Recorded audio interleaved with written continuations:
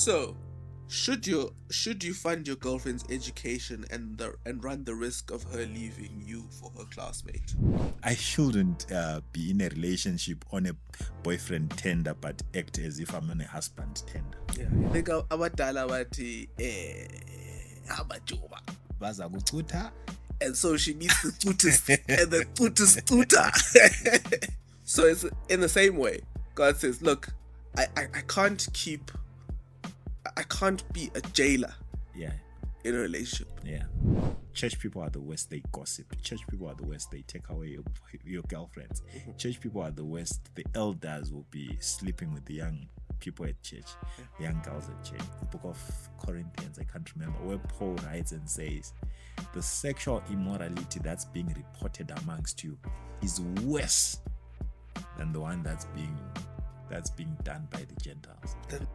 Welcome to the Truth Talk Podcast, where we uncover the hidden truths and untold stories. The views and opinions expressed in this podcast are those of the host and guest, and they aim to bring light to the unspoken realities of life. The content shared here is for informational purposes only, and it is not intended to replace professional advice. Listener discretion is advised. Now, to the podcast.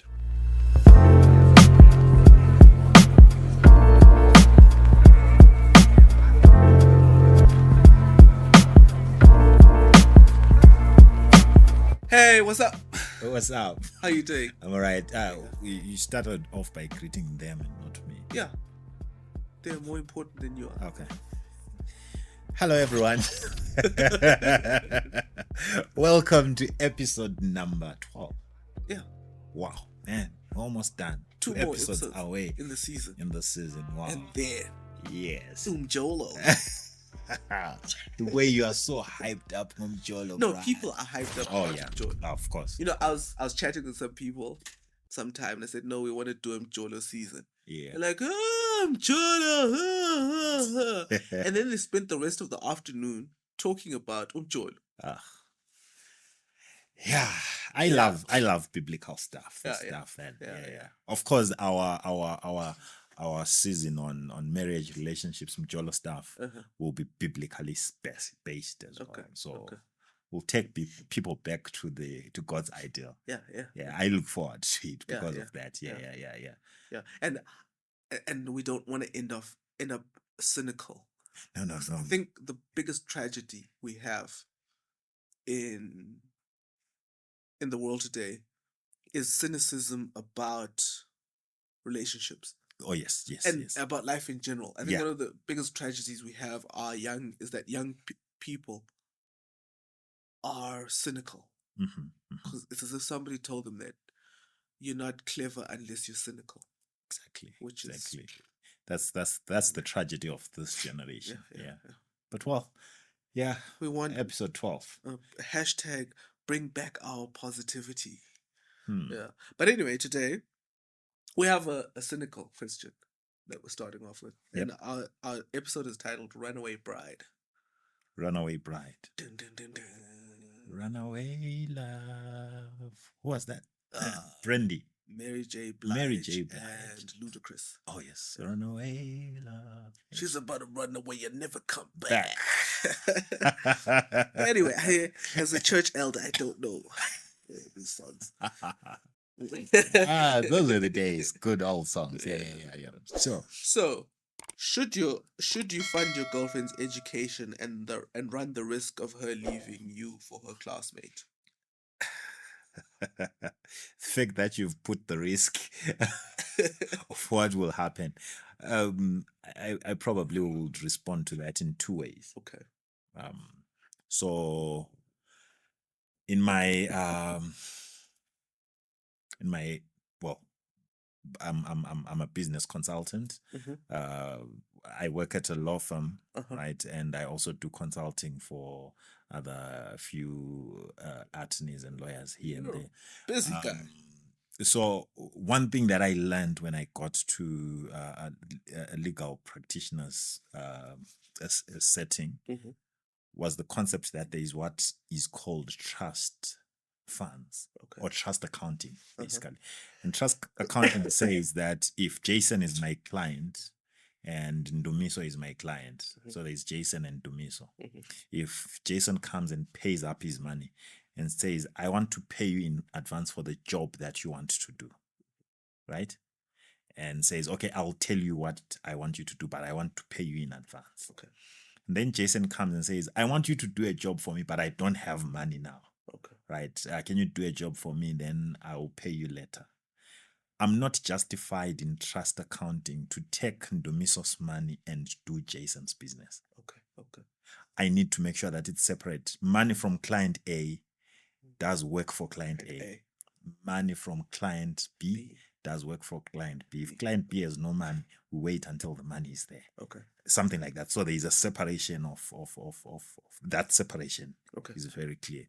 Why I'm using this is the problem of funding your girlfriend's education before you become her husband is similar to using money for client A to fund client B. What I'm saying is, so you will be using boyfriend resources to fund husband duties. Okay. Right? To say a girl, the responsibility of a girl's education is her father's or her husband's. Okay. But in this case, I'm not the husband, I'm just a boyfriend. Her education is not my responsibility because there is a risk that she will run away. Okay. Right. So I shouldn't be in a relationship on a boyfriend tender, but act as if I'm on a husband tender. Yeah. I'll lose it. That's why you hear of men committing suicide. I've heard of such stories.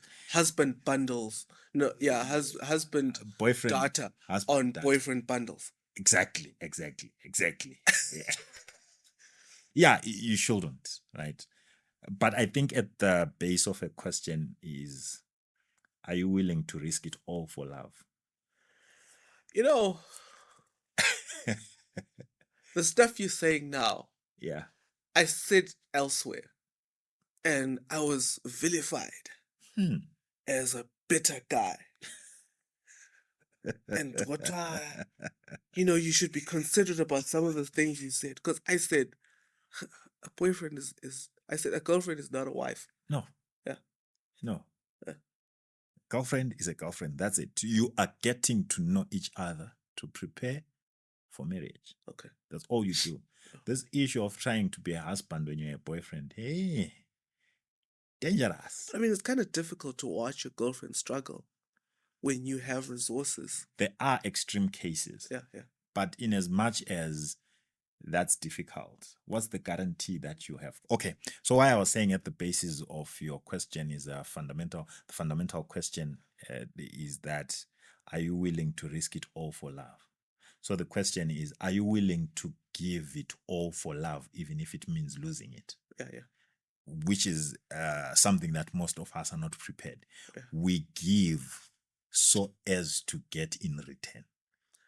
I get what you're saying. That's the problem. Yeah. I get what you're saying, because I said the way I put it to some guys. Yeah. And the mistake I made was telling them when the other gender was in the room. Okay. I said, yeah, don't spend any amount of money that makes you go. So it's not about the amount of money. It's when you go. Exactly. When you wince. Exactly. And somehow in translation, it became, Jason said, don't spend any money. That's not what I said. Nah. That's not what I said. I said, if when you it means you're overextending yourself. Exactly. So spend any amount of money that you wouldn't mind. Exactly. It's like if she goes away. If I come to you, Jason, and say, Jason, bruh, I need $35,000. Yeah. Can you give me $35,000? And you're like, sure, my guy. Take out $35,000 and give it to me. And forget about it. The thing is, when someone asks for money from you, whether it's your girlfriend or whether it's your friend, generally as human beings, we are willing to give an amount of money that I will say, even if it doesn't come back, I don't care. Yeah. Right. So you should give to that level. Yeah. Of course, C.S. Lewis challenges that somehow. I can't remember the exact words that it says. But it says you should be willing to give beyond what you are able. Okay. Right. Yeah. That's the amount of giving that we should do, relating to the giving of love. You should be willing to give beyond that, which you are able. Okay. Do not be limited by saying, go beyond. Yeah. Just like how God gave and went beyond any human being can ever give. Yeah, but we're not God, so yeah, of course. That's why I say, you're better off. You're not the savior of the world. Exactly. Yeah. So now we be human.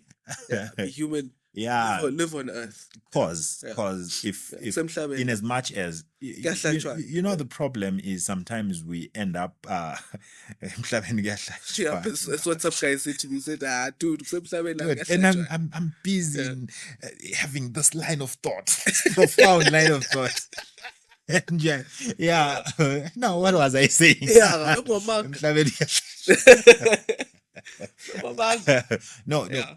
but what I was saying is that we've had a lot of cases where life is lost because people gave beyond what they could afford, and then they didn't get in return what they expected to get in return. So you give because you're thinking that money.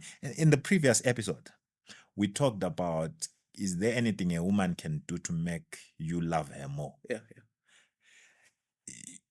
No matter how much you give her money, you cannot convince her to love you. If she doesn't love you, she doesn't love you. Right? So no matter how much money you give to her, it's not about the money. Right? So no matter how much money you give to her, if she's bound to leave you for another guy after you take her through education for 4 years, it's going to happen. And at whose cost? Yours. At the end of it all, your life is lost. Because we've heard of many cases where people committed suicide. And you footed the bill for your own heartbreak.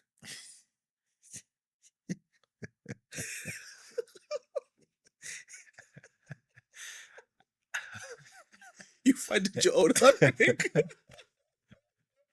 Exactly. So don't be so naive. Yeah. If you can, do it. Yeah. If you can without going, just do it. So now we come to revenge. Oh, revenge. Or is it? Okay. Revenge with a question mark. Okay. I will let those lovers have you. I'm reading from Ezekiel 16, mm-hmm. verses 39 to 41. Okay. In the ERV. Easy reading version. Yeah, more easy to read version. Okay. I will let those lovers have you. They will destroy your mounds. They will burn your places for worship. This is a continuation. It's from God's breakup letter that we read in the previous episode. Yeah. Okay. Burn your places for worship. They will tear off your clothes and take your beautiful jewelry. They will leave you bare and naked as you were when I found you. They will bring a crowd of people and throw rocks at you to kill you. Then they will cut you into pieces with their swords. They will burn your house. They will punish you so that all the other women can see. I will stop you from living like a prostitute. I will stop you from paying money to your lovers. She'll be naked. She won't have Truth Talk podcast t-shirts from Unmade on her. She will be naked. They will strip her naked. This is it's a breakup letter. A breakup letter, and God is saying after his wife has cheated on him. Yeah, and God is saying, I will punish you by stripping you naked.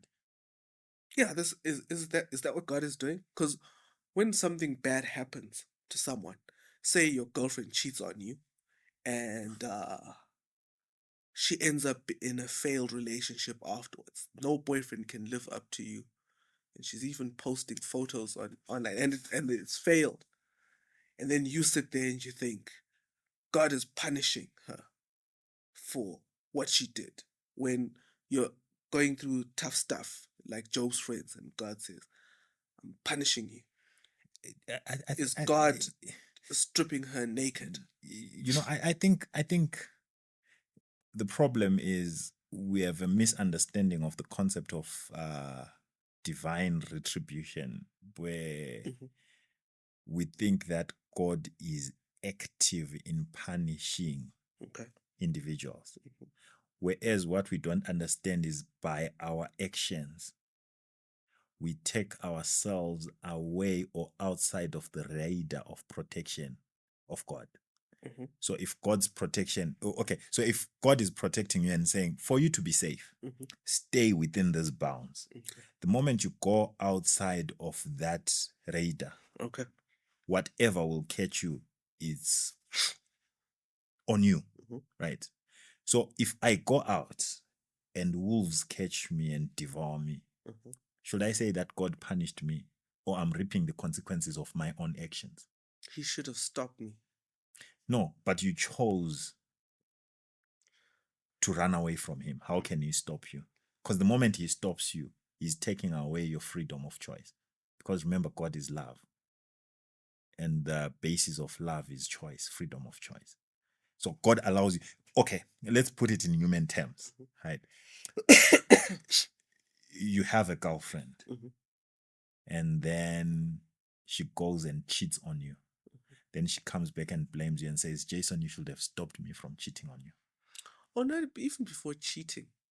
Yeah, or you have a girlfriend who sends you a text and says, look, if you keep ignoring me, I have all these guys who are texting on me and I'm tempted to cheat on you. So if you keep ignoring me and not replying my texts as soon as I send them, at some point I'm gonna be really tempted to cheat on you. At least she talks. She says it. You get what I'm saying? At least she will tell you. But with us, we don't even tell God that, God, if you stop doing this, we just go ahead and cheat and come back and say, but God, you let me suffer. No, but I mean it's not even telling you. It's an excuse to say to do what she wants. Yeah, so that later on, but I told you that if you didn't reply my text immediately, then at any time of the day or night, I'd be tempted to cheat on you. And now it's brought on me. Yeah, so now it's on you. Which is the word that it came to my mind. It was relating to bulls and crap, right? But that's nonsense. That's nonsense. Yeah, okay. Nonsense. That's some foolishness, some crazy nonsense. I know a guy. You can't blame me for the consequences of your own choices and say that this thing happened to you because I didn't stop you. I know a guy. Yeah. I've known for a very long time. Yeah. I've known him all my life. I always see him in the mirror. Mm-hmm. He got a text like that. Even a text that said, I'm going tomorrow to see my ex-boyfriend. So this guy I've known all my life, right? Yeah. Says, tell him I said hi. Man in the mirror. Tell him I said hi. Good.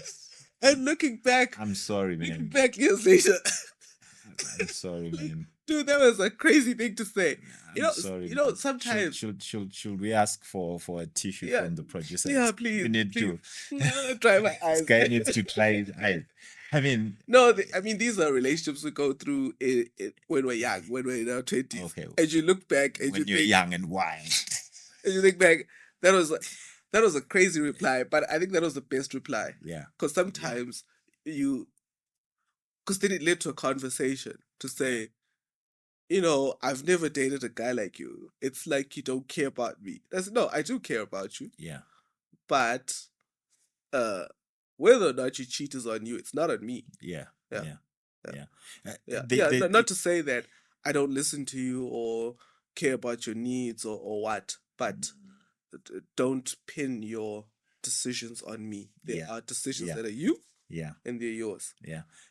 And there was a time where I said, if she asked, what did you do if I were to cheat on you? If I did that, I said, I would cry and I would leave you. Yeah. After crying. Yeah.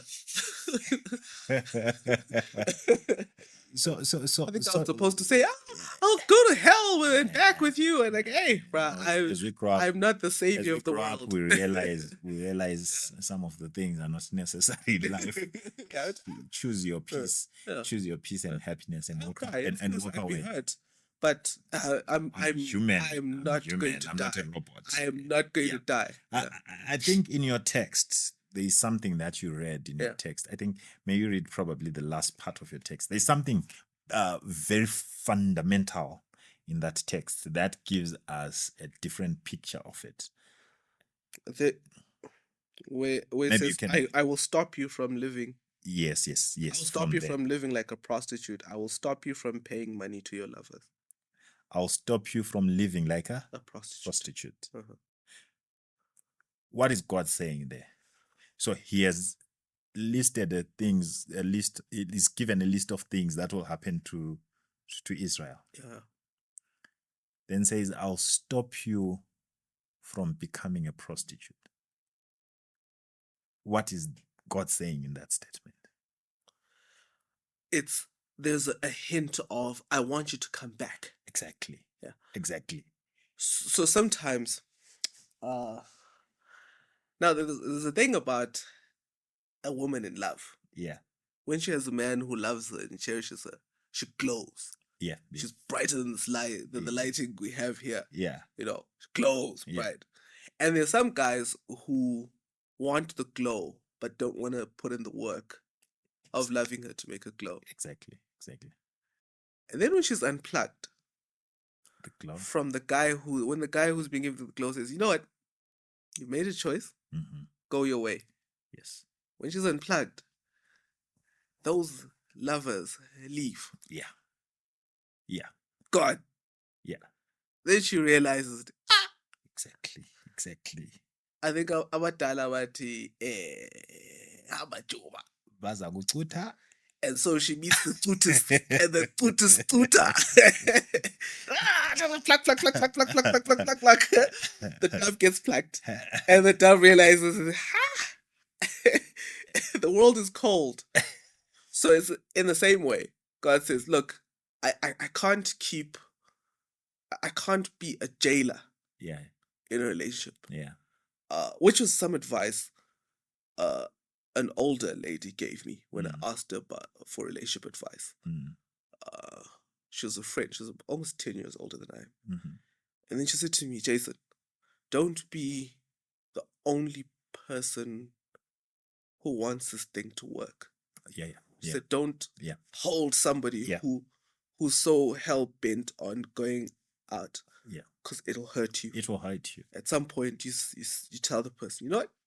You want to go and play with the big boys. You want to bamba. Go and bamba. Go and play with the big boys.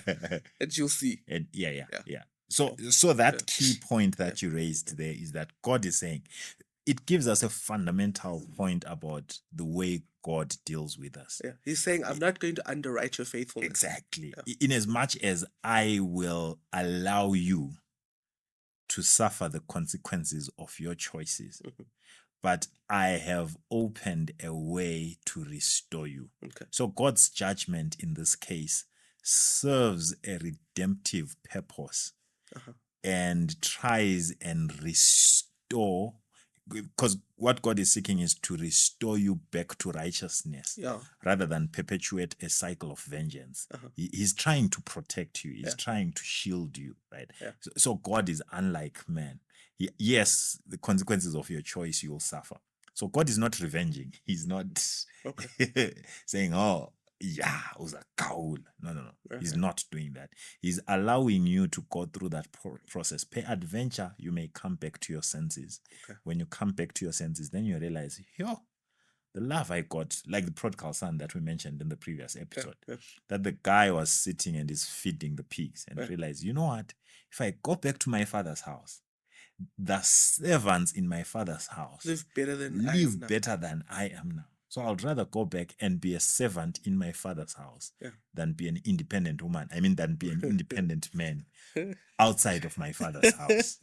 Shots fired. Okay. Yeah. So he was tutwad. Yeah. By the Buddhists. Says, I'd rather be a servant in my father's house. Yeah. Because I know some people who've been tutwad, because there are times when I was watching, not ex-girlfriends, right? There are people I know, just from observation. Okay, this person had it good in the relationship. Or this person was headed for a good relationship with a guy who really, really liked her. But she decided, or he decided, I could do better. And they left, or they rejected. And hey, akunzima. Yeah. Impilo iphaya balusi. Funa uyilitshisa. Impilo iviri. And I guess it's good that I couldn't find the text because I wanted to use it for violence. But there's a text somewhere in Chronicles, where the narrator says God allowed the Israelites to go into captivity, into the people surrounding them, so that they would see the results of serving foreign gods. Yeah. Okay. So the false the I'm trying to think, did I write that text down Yeah. so that you can increase your violence? But no, let's leave it out. What is violence? Yeah. And because the idea is you become the God you worship. Yeah. So the Israelites looked at the other powerful nations around them and yearned to be like them. Yes. Okay? Yes. And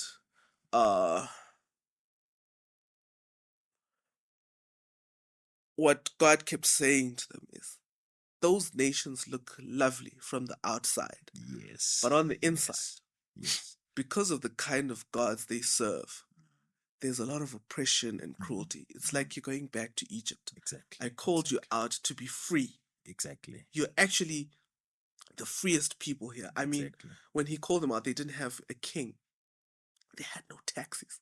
They didn't pay tax. They were free, man. No tax. Free.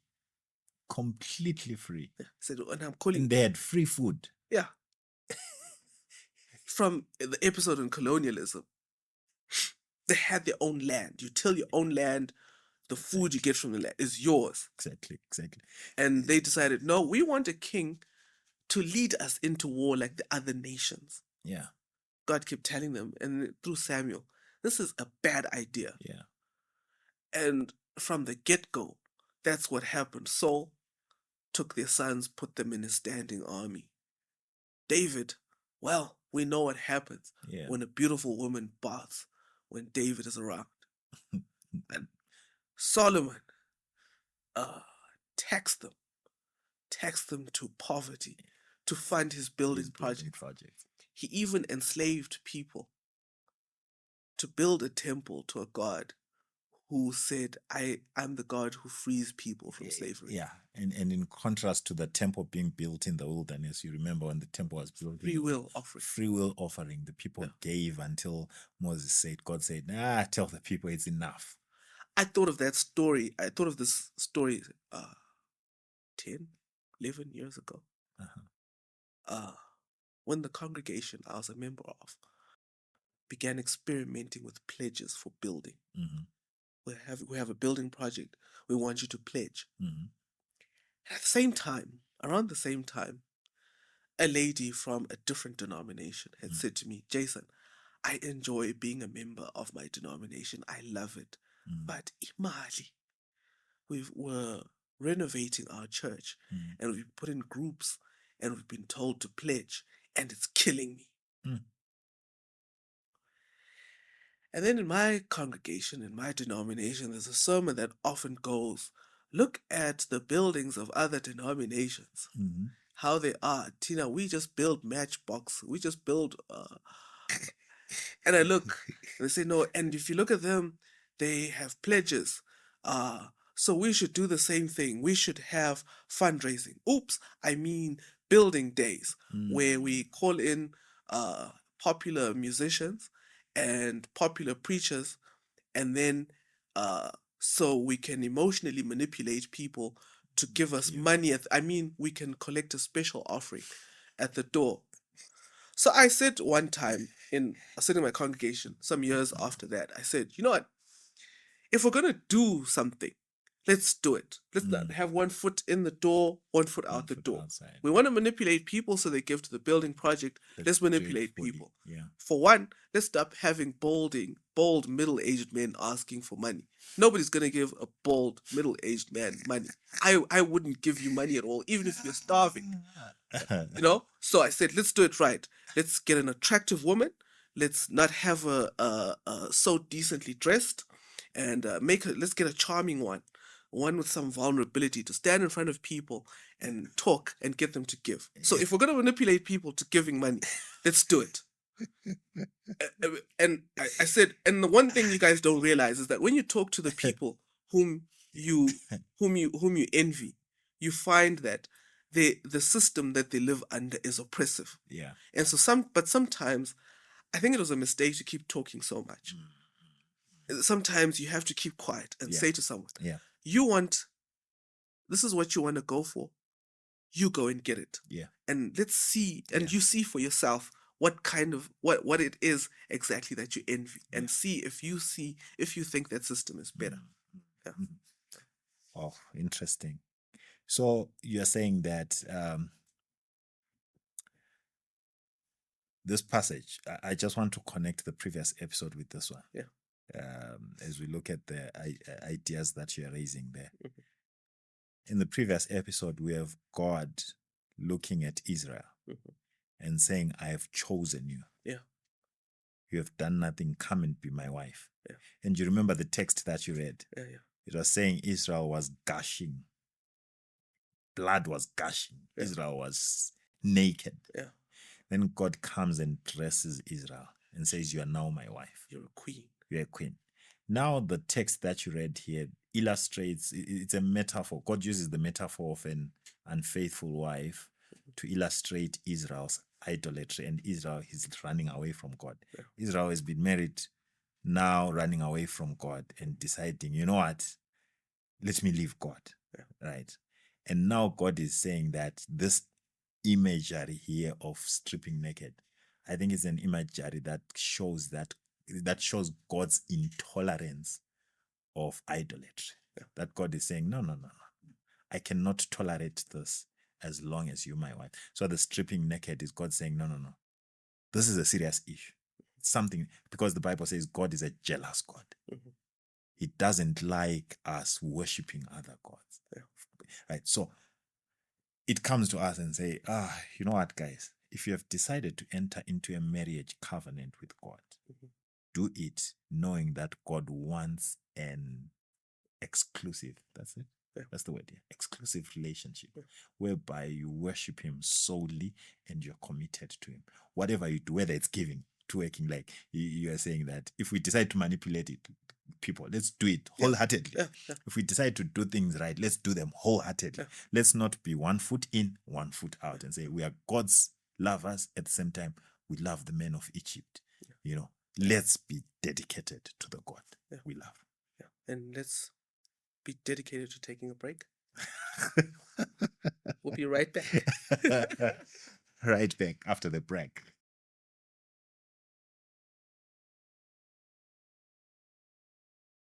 Okay. Hey. Yeah. Welcome back.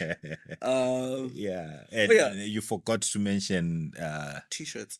Yeah, and also I saw when you said, hey, Spotify. I remember last episode you were too excited and hyper about announcing Spotify. Yeah, it's because someone said, when you're talking about Spotify,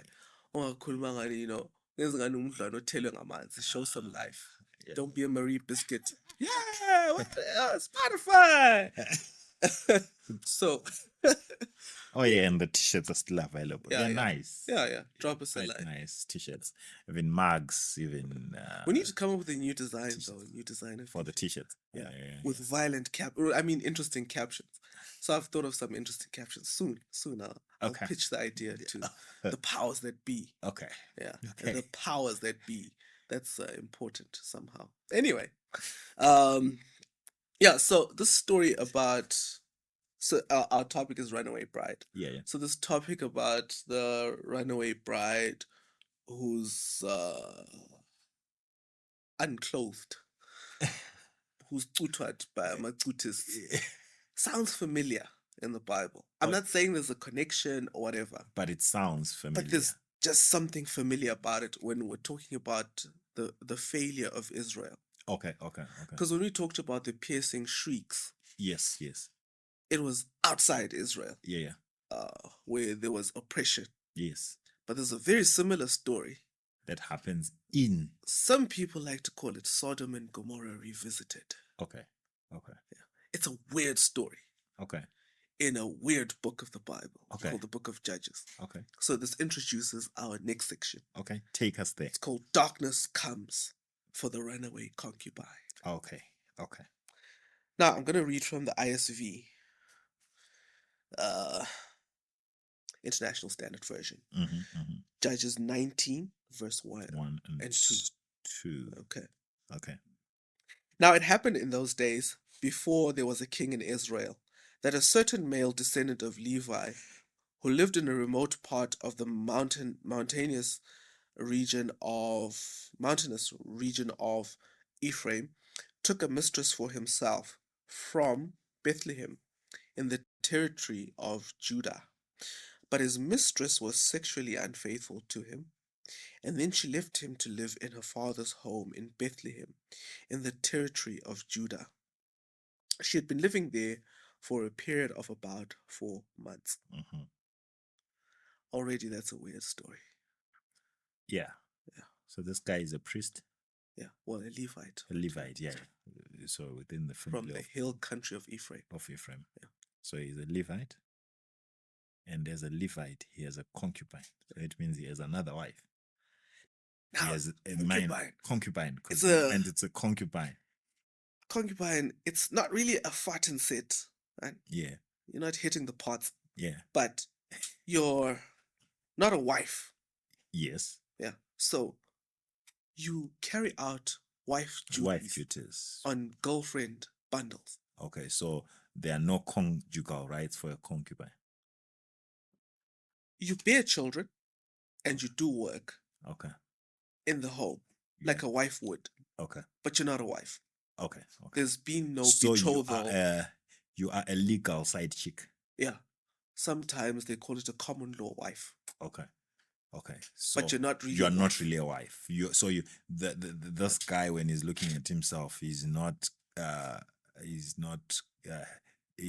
a polygamy because he has one wife. Yeah. Because the other one is not a wife. But the other one is known by the main wife. Yeah. And she's bearing children and staying with you guys. Yeah. But she's not a wife at law. Yeah. Interesting. So. And this concubine is levels. Now unfaithful. So there's a power distance between these two. Yeah. In the society already, there's a power distance between the man and the woman. Mm-hmm. Right. Mm-hmm. But amongst men in the society, a Levite is higher. Yeah. He's a leader. Way. He's a spiritual leader. So he's higher than other men. Mm. And then amongst women, the concubine is lower than the wife. She's really a slave wife. Mm-hmm. Yeah, slave wife. So already, even if it was just a man and his wife, in this society, there's a power distance. But now, if there's a greater power distance between a Levite and his wife. Mm-hmm. And now there's an even greater power distance between a Levite and a concubine. Mm-hmm. It doesn't get wider than that. Remember, there's no king. Yeah. So this is the widest power distance ever. These are the days of the judges. Yeah. When people used to do whatever they want. I remember there was no king and Israel did whatever. Yeah. Each man did whatever he wanted. Yeah. So the power distance. Mm-hmm. It's unthinkable for a woman like that to cheat. Yeah. And then it's unthinkable for a woman like that to run away. Mm-hmm. Mm-hmm. Because to leave the house is to leave the protection. She runs a risk. Any woman runs a risk when she leaves the house, which is outside. Yeah. They're marauding bandits and And it seems like it took this long walk alone. Because it's a long walk, because it seems like it's a more than 3 days walk. Now, what? Yeah, well, you could say. Yeah. No, actually, now a Bible nerd said he ran the distance from the hill country of Ephraim to Bethlehem. Mm-hmm.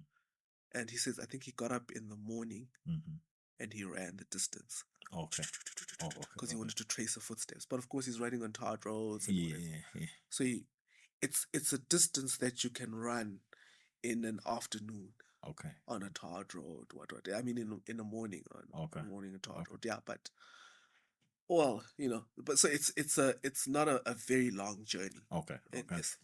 But still, she takes a risk of leaving and going back to her father's house. Now the story gets more confusing. Okay. Because I'm going to read it in a different version. Okay. Now, this one is the New English Translation. In those days, Israel had no king. There was a Levite living temporarily in the remote region of the Ephraimite hill country. He acquired a concubine from Bethlehem in Judah. However, she got angry at him and went home to her father's house in Bethlehem in Judah when she had been there 4 months.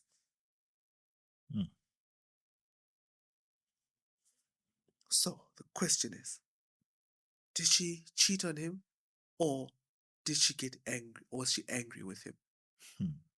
Why did she leave? Yeah. Now, it depends on your Bible's version. Yeah. Which text it goes with. Yeah. The Masoretic text, the Hebrew text, says she cheated on him. Yes. Or she played the harlot. Yes. Yeah. In the original. It's played the harlot. Yeah. Played the harlot. Yeah. In the Greek text, Septuagint, yeah, it says she became angry with him. Yeah. So which is which? The Greek text was written in the New Testament days? Before. You could say the intertestamental period. The intertestamental period. During the time of the Greeks. So it was in Alexandria in Egypt. Okay. Where they translated the Bible from the Hebrew to the Greek. Okay.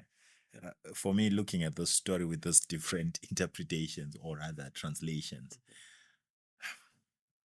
what I'll say is the basis of the story or the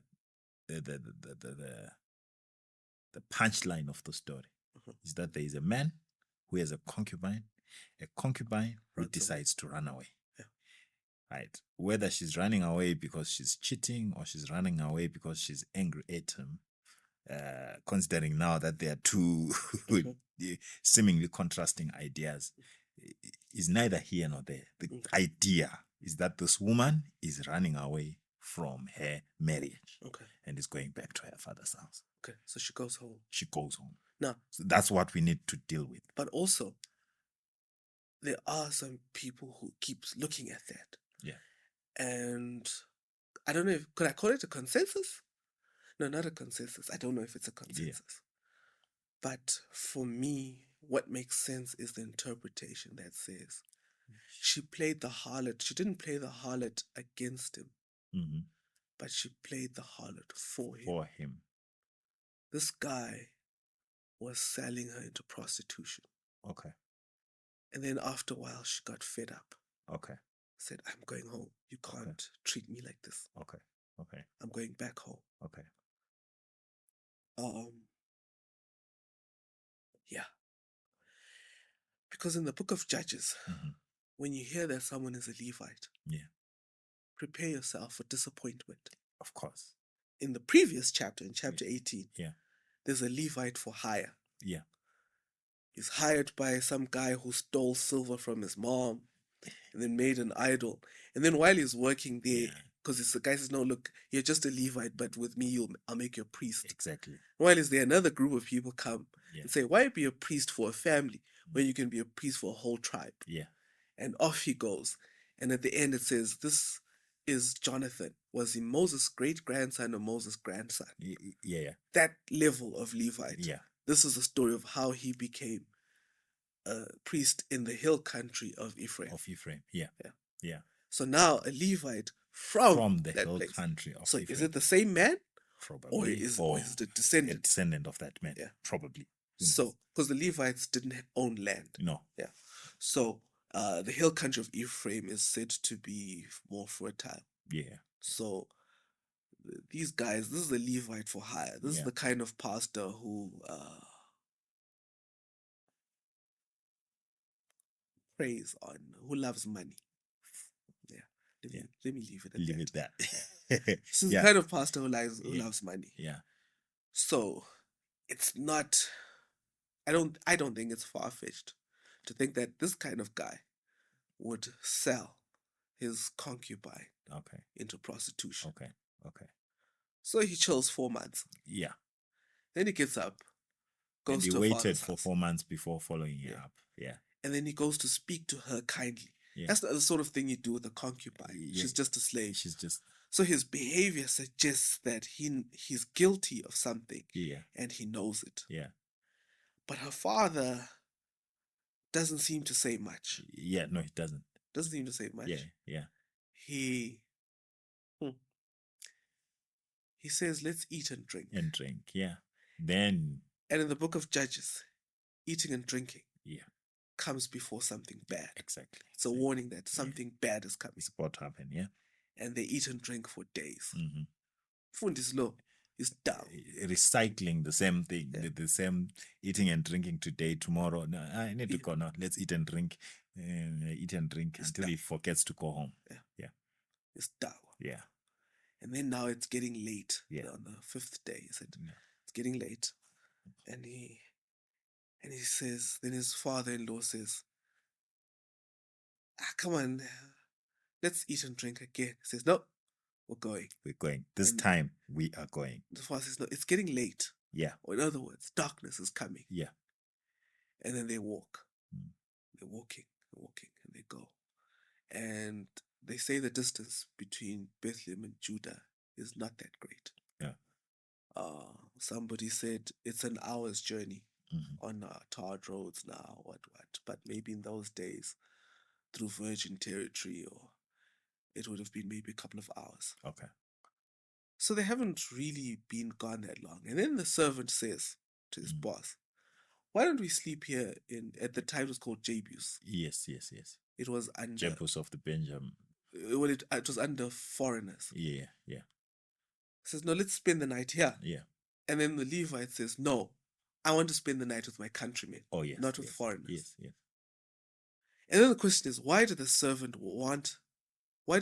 suggest that they spend the night amongst foreigners? Yeah. Or Jebus later becomes Jerusalem. Yes. Because Caleb took it. Yes. And then after a while it fell back to the Jebusites. Yeah. And then when David wanted a capital in neutral territory, he took over. Yes. But this is before David. Yes. So now at this time it's under the servant wanted them to sleep in a foreign town, yeah, rather than in their going own to town. Benjamite territory. Yeah. Which suggests that he knows something about the Benjamites. Yeah. There's something he knows that we're better off here than there. Exactly. Which is true. Sometimes you are better off with foreigners than with people from your own land. Actually, to put it more bluntly, sometimes you are better off with non-church people than church people. Yeah, sometimes. But because church people are the worst. Yeah.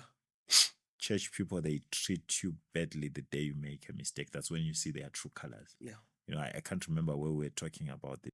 Is that church people only care about you when you break the seventh commandment. Yeah. They're like, this guy is disgracing the church. Oh no, he has a sex drive. Let's punish him. Yeah. Some of them, they don't even know your name. They sit in those meetings and they vote to punish you, yet they don't know your name. Yeah. And that's funny. For me, that's funny.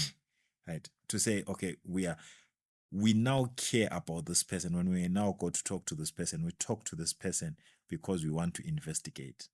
But before, we didn't know anything about this guy, how he lives his life, what he's struggling with, right? But people of the world, sometimes they care about you. They can take care of you. They can be so nice and kind, more than church people. Church people are the worst. They gossip. Church people are the worst. They take away your girlfriends. Church people are the worst. The elders will be sleeping with the young people at church, young girls at church. Church people, they do stuff, bruh. That wouldn't be done. Actually, I think is it the book of Corinthians? I can't remember, where Paul writes and says, the sexual immorality that's being reported amongst you is worse than the one that's being done by the Gentiles. You're thinking, yeah. And that's not a small thing to write to the Church of Corinth. It's not. Because apparently in the Roman Empire, apparently there was a slang term for being loose. It was called to Corinthianize. So amongst the Romans, the Romans were not necessarily Puritan. Yeah.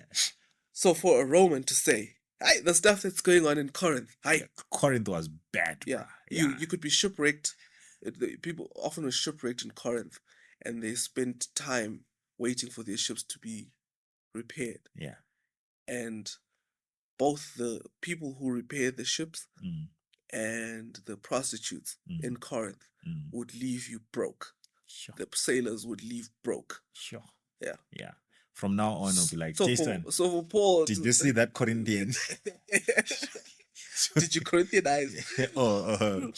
Saying a girl who does stuff. She's for the Corinth. She's for the Corinth, not for the street. She's for the Corinth. Yeah. So for Paul to write and say there's stuff going on in church that even the Corinthians say hi. Yeah. Exactly. Yeah. So that was heavy stuff. Yeah. And so for the slave to say, no, we'd rather sleep in the land of the Jebusites than to sleep in the land of Israel. That's heavy. Yeah. That's a huge statement. Yeah. Wow. So Israel must have been seriously morally degraded at this time. Yes. Yeah. They have gone away. Remember, this is young Israel that we say God took out of Egypt on eagle's wings. They get to Mount Sinai. God gives them the commands. They say, whatever the Lord says, we will do. At some point, then they twerk in front of the golden calf. Yeah. But God then forgives them, leads them on to Canaan. But at this stage, God, in the previous episode, he marries them, takes them, and they become God's firstborn wife. Yeah. But at this stage, they are runaway bride so much that they are so morally bankrupt that people would prefer to be among foreigners than to be among the Israelites. Yeah. That's bad. Yeah, this is bad. But also her dad. The concubine's dad. Because if my daughter comes home, and you've been selling her into prostitution, and you walk into my house, and then I sit down and dine with you. Hey, you serve. If it were me, the Levite servant and concubine and donkey would have become one. Yeah, with my spear. Yeah. You can't walk. Yeah. But he doesn't do anything. Yeah. Now some say this is an honor-shame society. So maybe she gets home and he wonders, you're back. Why? But no one says anything. Because to talk is to bring the shame out in the open. Today, in our time, a spiritual leader will mistake a young woman for his 50-year-old wife at home. You're so generous with your words. I like it. And then she falls pregnant. We come down hard on her. Nobody says anything about the elder. Don't talk about it. If you try to even raise your voice about it, you're told to shut your mouth and stay out of it. It's people's business. We have to honor. Yeah. So he probably doesn't even ask his daughter, why are you back? But he looks at her and wonders, what's going on? Honor-shame society. So for him, his kundla, his tunzi, is more important than his daughter. Yeah. So amongst church people, she's not safe in her husband's home because he's not really a husband. He's more of a master. Yeah. She's not safe at home. And now she's going into the darkness. They've been warned the darkness is coming. It's coming. Yeah. But what's coming for us now is a break. A break is coming. We're taking a break. I know, I was so invested in what you're saying now. You hit me with a break. We'll be back for the last segment. Yeah. Continuation of this segment, but for the end. Yeah. We're finishing this thing.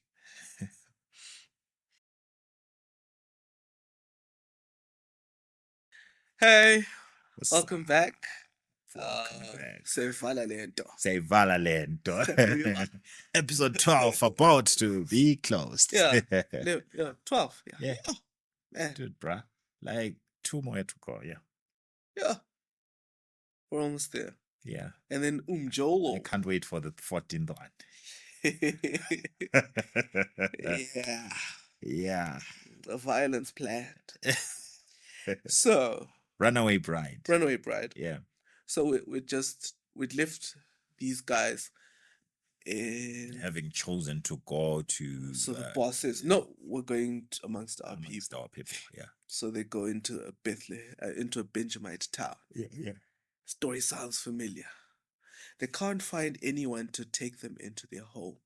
So they prepared to spend their night outside. Yeah. Those who've lived in Middle Eastern cultures, places, say, that's weird. One man said he actually went to school for a short while in the Middle East. And he and his fellow students went for an excursion. And they found themselves in a village at sunset. Unexpected. He says, those villagers welcomed us into their homes as if we had been long expected visitors. It is unheard of. For someone to... Inhospitability is unheard of in the Middle East. Yeah. So to get to a town and to find nobody willing to take you in is a bad sign. Yeah, it says a lot. Says a lot. This story is a weird story. Yeah. Like we said. Levites don't go. It reminds me of the story looking for concubines. Yeah, before we even get. Yeah. It reminds me of the story of 2 men who went into Sodom. Yeah. And they had nowhere to go for the night until someone had to call them in. Yeah, but at least Lot saw them at the gate and said, yes. No. Yes. Because they even insisted, no, we don't want to come. Yeah. They were better off. They thought they had said that. Yeah. No, we'd rather be in the village square. Yeah. No. You're coming to my house. Come to my house. Yeah. So they prepared to spend the night outside. Yeah. Also, another thing we forgot to look at before we get there is, why did this guy go back out? Why did he go after the concubine? So if I were to go along with the interpretation, I think makes sense to me. Then he wanted his meal ticket back. Yeah. Zakapresa. Going back to get, we're starving here, so we need to make a plan. We need to get our cash cow back. So off he goes. Who's been teaching you, Shona? I know a few words here and there. Oh, I like it. I know a few words here. Zakapresa. Yeah. Hey. I'm busy. Yeah. So he goes, picks her up. So they're preparing to spend the night in the village square, in the streets. And a man from the Ephraim country who happens to live in the town says, nope, you're coming home with me. Yeah. So he's from a familiar place. Yeah. Says, no, you're coming home with me. Yeah. Safety at last. Yeah. So they're sitting down to have a meal. And the Bible says, while they were having the meal, having a good time. Yeah. I have another Shona word. Yeah. Go. Yeah.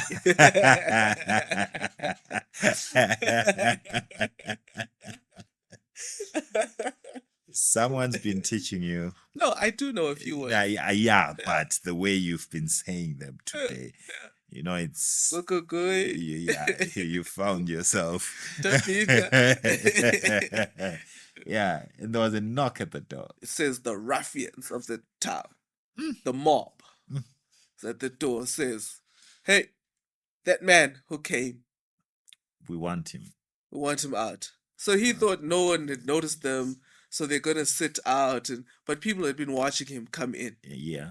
And they're thinking, watching him. The sun is setting. We can't wait for the sun is setting. They say, want him to come out and want to show him the Sodom way of life. I mean, look, this is daytime television. So, yeah. I want to show him the way of life, the Sodom way of life. Yeah. And a familiar story. The guy says, look, this is my daughter. She's a virgin. Yeah. His concubine is here. Yes. Don't do this to my guest. Yeah. So obviously women don't fare much. They don't have much value. Yeah. As far as it's a weird story. And but you think, okay, maybe they bumped into the bad guys. But if you read later on in the story, when he's giving a report to the other Israelites, he says the leaders of this town. Yeah. So it's the mob at the door. Yeah. But they've been sent. Yes. By the leaders. By the leaders. The leadership of the town. Yes. Exactly. Are behind it. Exactly. And they're eating, this man and the Levite and his host are eating and drinking again. So eating and drinking foreshadows something bad. Now night time has come. And it's not come on the village. It's come for the concubine. The darkness has come.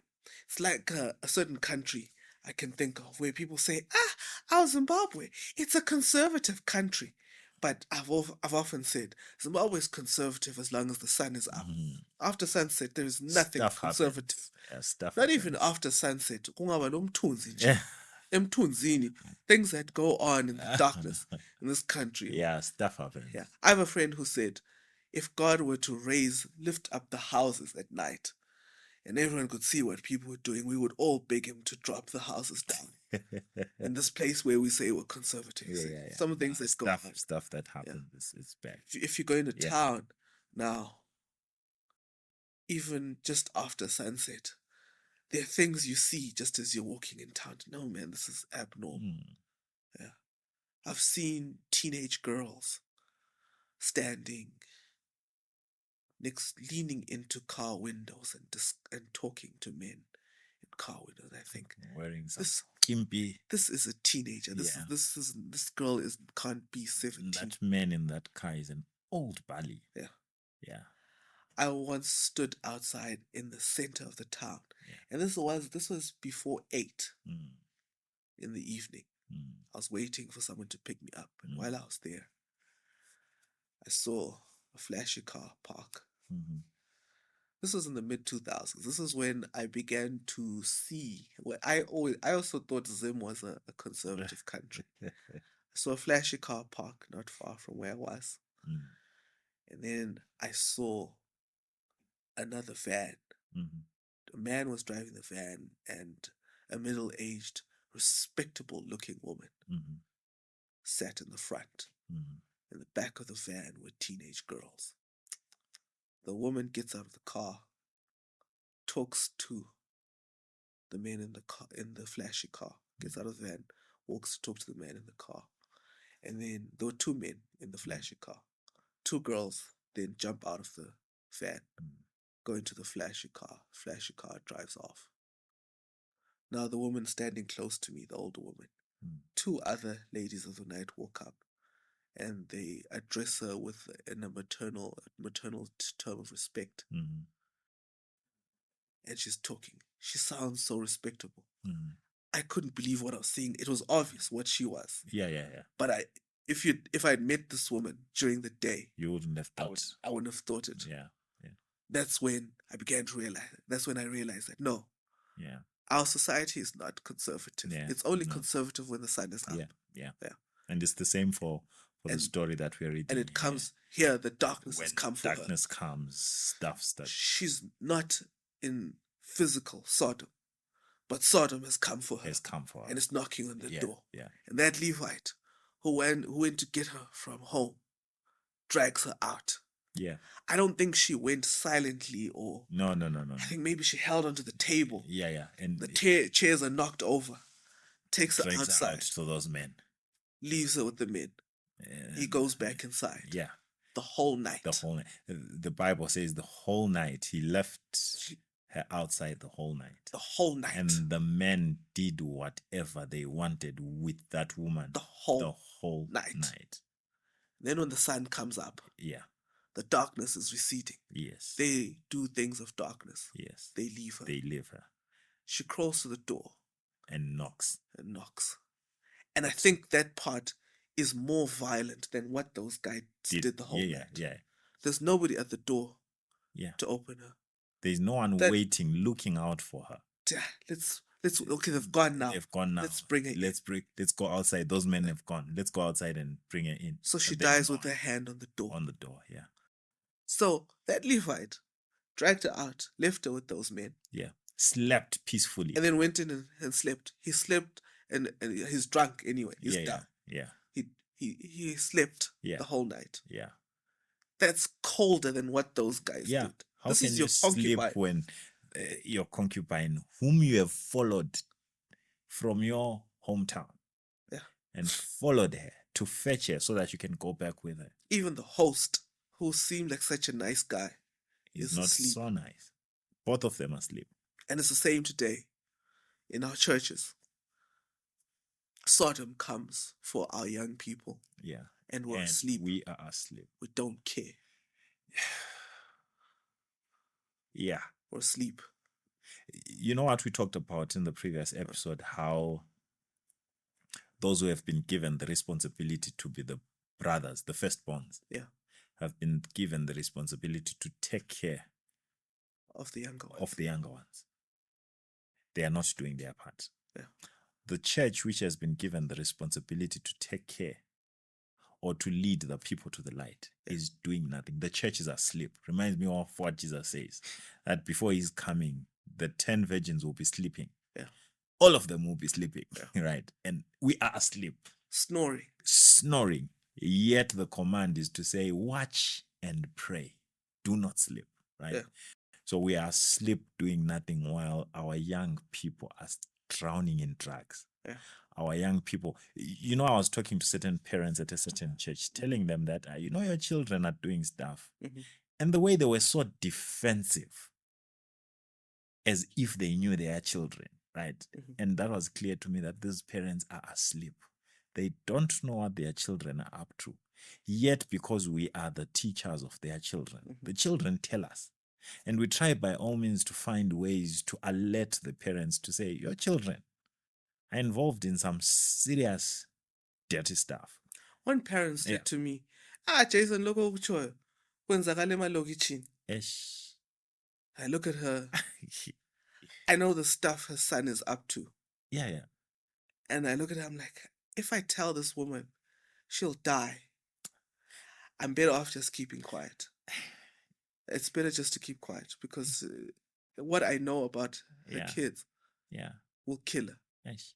So I just looked at her and I kept quiet. I said, just keep quiet. I also know of parents who, not that we are really directly attacking parents, we are not. But I know of parents who will be comfortable getting to church, sitting down in church, continuing with the worship service without knowing where their children are. Yeah. They leave home with their children, say we are going to church. They get to church. They go into church, leave their children outside. Either their children go into the children's chapel or whatever the setup. But they spend the whole day without even knowing where their children are. You know what the children do? The moment the parents walk into church, they sneak out of church, go and drink. Yeah. And wild living. And then too many never recover. Too many never recover. This is a sad story, and for me, the story that you just how the things unfolded, for me, it represents something here. Yeah. The level to which society can be degraded to when we do not have responsible leaders. Because remember, these are leaders of who came knocking at the door. Yeah. And the Bible says these are the days of the judges when the people did whatever they want. Yeah. Because there was no king in Israel at that time. And so in a society where we have cantankerous leaders, that's the only way that could come into my head. When we have such terrible leaders, the society, the morality of the society, the moral fabric of society, and you know how bad this is. It starts from the home. Yeah. When the mother and the father in the home do not take their places, the family is destroyed. When the family is destroyed, the community is destroyed, the church is destroyed. And we see it even in our country and in other countries where the leadership is so morally corrupt, where we are being led almost everywhere in the world by people who are corrupt. And if your leaders are corrupt, definitely the society will be corrupt. I was talking to someone that it will take ages for us to restore morality even in Africa. Because all the people that have led us in the past, in as much as they were corrupt, it has cascaded down to the younger generation. The younger generation is as corrupt. So someone was saying, even if the older people die, maybe if the younger ones take over, will be better. I'm like, no, the younger ones are worse than the older ones. Because the younger ones have learned from the older ones and they've perfected the skill. They are worse. So when a society, when a community, when a country, when a church lacks good leadership, it will get to the state that we've just read here.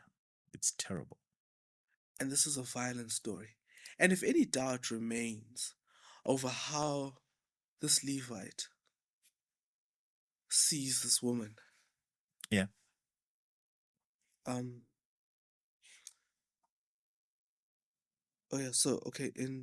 Judges 19 verse 26, the Bible in basic English says, "Then at the dawn of day the woman came, and falling down at the door of the man's house where her master was stretched there till it was light." And then after that, the story goes on to say that man opens the door, sees her lying on the ground.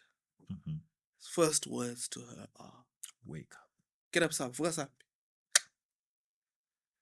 Did I just ngapa? Vuka up. Because this guy is so cold-hearted. You know what's been happening to her the whole night. And you found her sleeping and you say, "Vuka sambi." Okay, he doesn't know she's dead yet. But his first word, "Vuka sambi." Just one of those things. So this woman was a commodity. She was just nje. Which is why I can believe that interpretation that says, no, this guy had been selling her into prostitution. He'd been making a living, earning a living from prostituting her. Some people are cold-hearted. That's cold. And even what he does afterwards is daytime television. Yeah. Can't say what he does when he gets through what he does after that day. Just read it. Just read it. Got to read the story, because it's crazy. I can't think of a more violent story than this one. This is the most violent story in the Bible. Yes. Any story that shows the true human condition. But the most shocking thing about the story is that it's a story about a spiritual leader in God's chosen nation doing this. And the question is, runaway questions. How does a Levite end up treating his concubine this way? How did we get here? How? It's when you absolve your responsibility as a leader and choose to walk in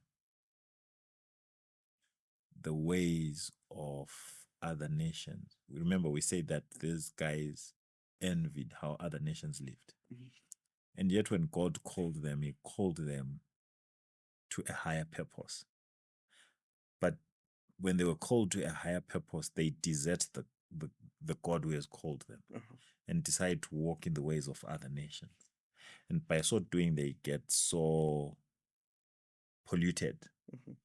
And the story goes down of degradation. They are degraded until we get to this point. So continual rejection of God's mercy and love leads to the state. So if the truth keeps on coming to you and you continue rejecting it, you get hardened in your wickedness.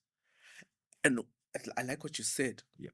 Because when you look at the book of Judges, by the way, the book of Judges is an embarrassing book. Yeah. Nobody quotes the book of the Judges in the New Testament.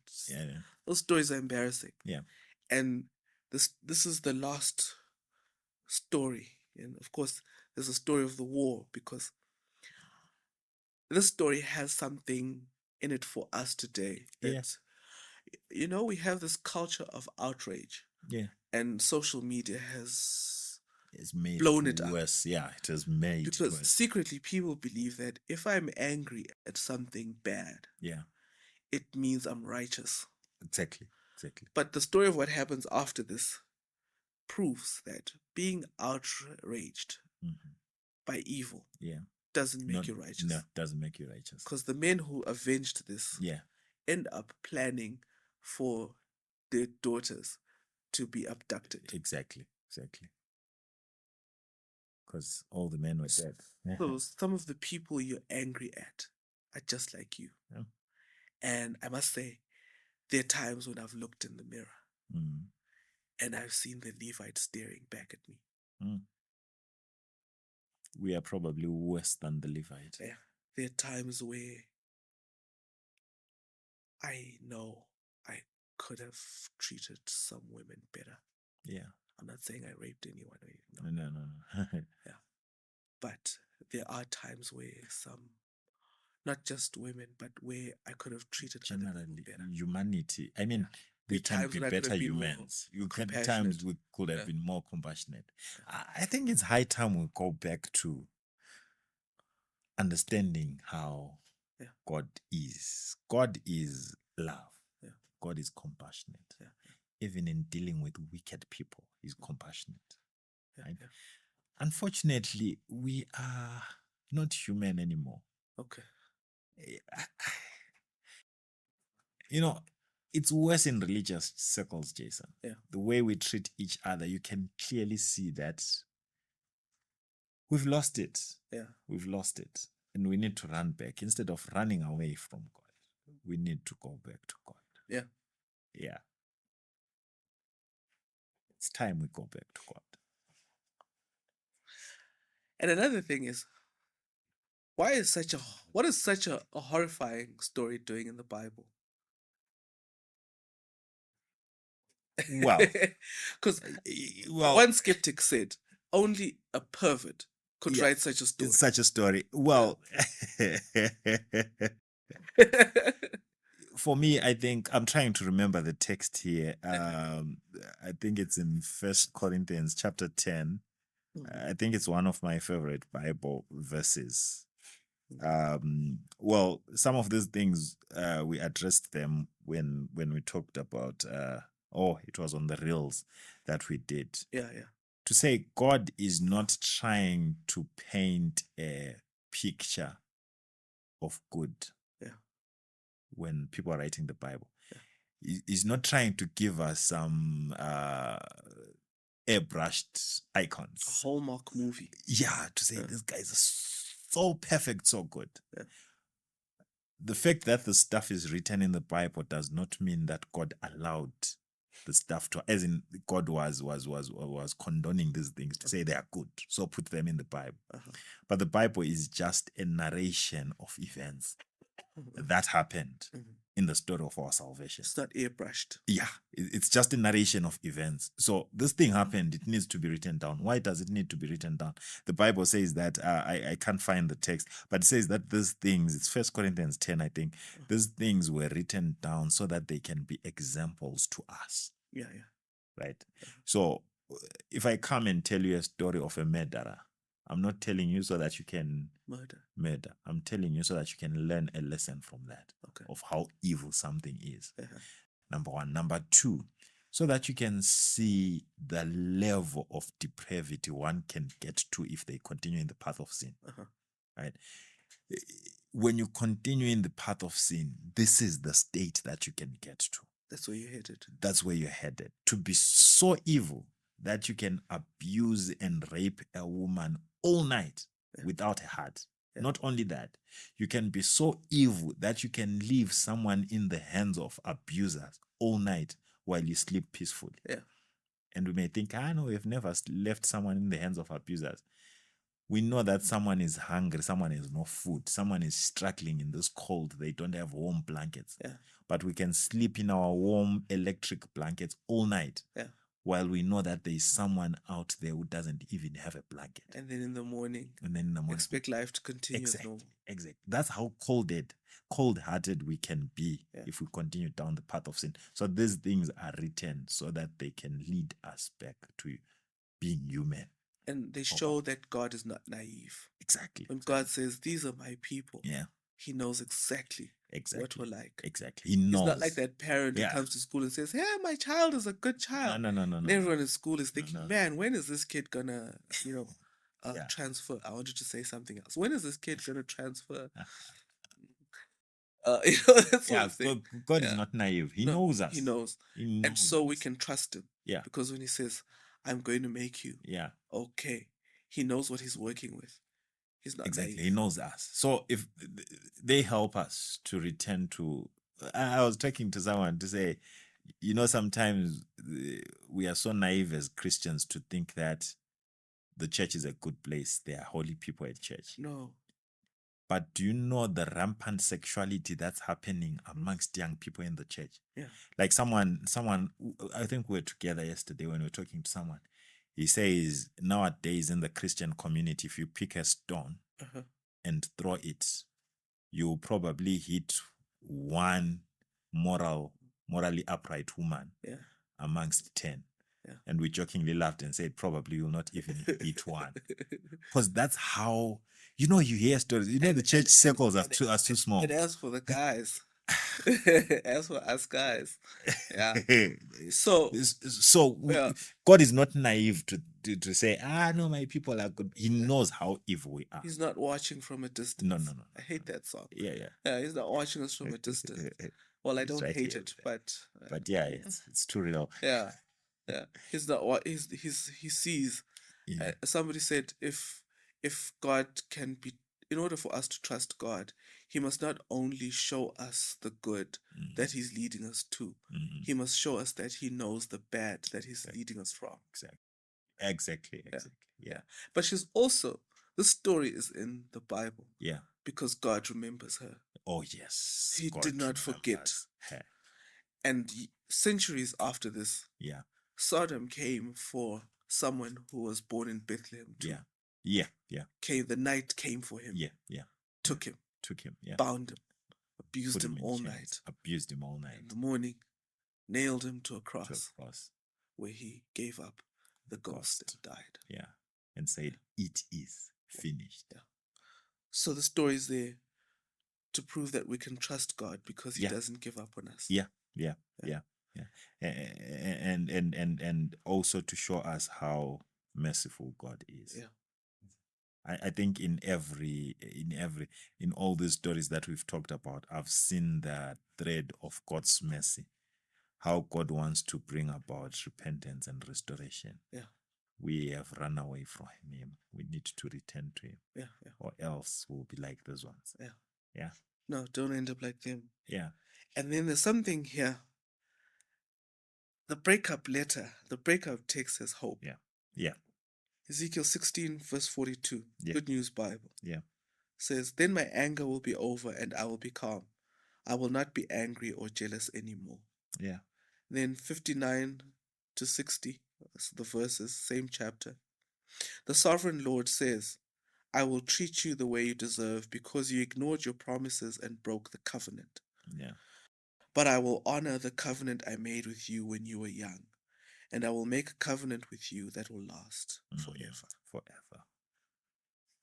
Amazing stuff. So there's a promise of restoration. Yes, amazing. Even though we failed God, God, he won't fail us. Yeah, he won't fail us. Yeah. He will finish this project that he started. Yeah. So, and the hope for the end, the good end of that project, lies not in us, but lies in God. In God. So, in partial answer to that question, the first question we asked when we started this whole thing. Yeah. If you woke up in the morning and you were the only member of your church, what would you do? If you believe you're with God there, then you know it hasn't failed. It hasn't failed. Everyone else could leave, but if God remains, it hasn't failed. This thing will succeed. Exactly. Yeah. That's been an amazing discussion. Yeah. I hope it addresses the issues that are existing currently in our Christian community. And probably until next time. Drop us a comment, drop us questions. Yes. Please. Remember to like, subscribe, and share. Yeah. And get a t-shirt, man. Sharp. Okay. Cheers.